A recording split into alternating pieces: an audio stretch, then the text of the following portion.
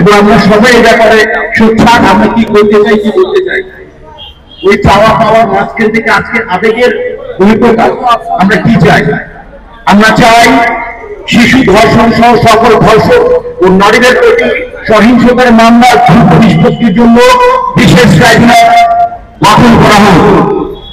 অপরাধীদের সর্বোচ্চ শাস্তি নিশ্চিত করা হোক, যাতে অন্যরা এই ধরনের অপরাধ করার আগে একদম না 10 বার ভাবে।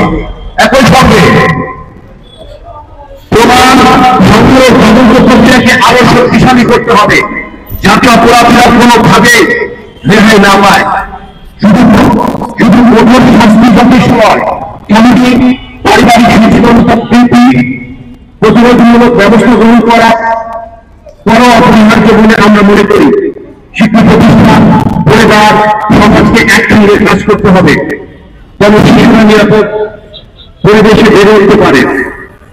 আমরা সরকার, আইন শৃঙ্খলা রক্ষাকারী বাহিনী এবং বিচার বিভাগের কাছে আহ্বান জানাই, অনুরোধ জানাই, শিশু ধর্ষণের বিরুদ্ধে দ্রুত ও দৃষ্টান্তমূলক বিচার নিশ্চিত করুন।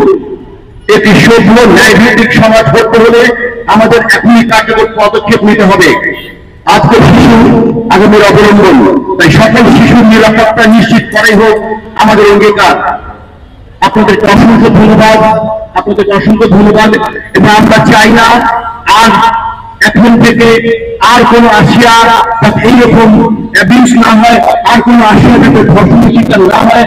আমরা যারা যেখান থেকে পারি আমরা যাতে মানবতা বোধ করে তারা জাগ্রত থাকি। আপনাদেরকে আবারও ধন্যবাদ।